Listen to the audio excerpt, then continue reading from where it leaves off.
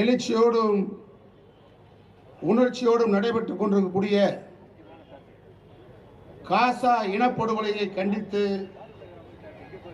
பெரியார் இயக்க உணர்வாளர்கள் கூட்டமைப்பு சார்பில் மாபெரும் பேரணியும் பொதுக்கூட்டத்தையும் நடத்தி கொண்டிருக்கிறோம்.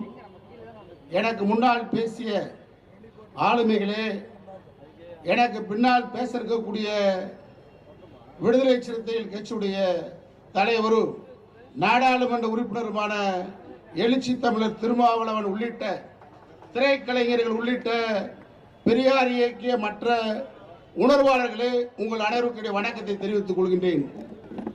நம்முடைய பெரியார் இயக்க உணர்வு கூட்டமைப்பின் சார்பில் இன்றைக்கு வரலாற்றில் முக்கியத்துவம் வாய்ந்தமான ஒரு நிகழ்வை நடத்தி கொண்டிருக்கிறோம்.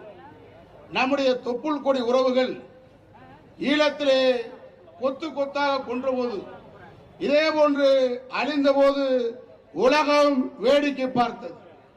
அந்த தவறை மீண்டும் செய்யக்கூடாது என்ற அடிப்படையில் தான் இன்றைக்கு அமெரிக்கா ஏகாதிபத்தியம் உள்ளிட்ட இங்கே ஆளுகின்ற பாசிச மோடி அரசு உள்ளிட்ட அனைவரும் வேடிக்கை பார்க்கின்ற காசா படுகொலையை கண்டித்து எந்த ஆதிக்க சக்தியும் எதிர்க்கக்கூடிய நம்முடைய தமிழகம் இன்றைக்கு முதல் குரலாக நம்முடைய சென்னை இன்றைக்கு கொடுத்திருக்கிறோம்.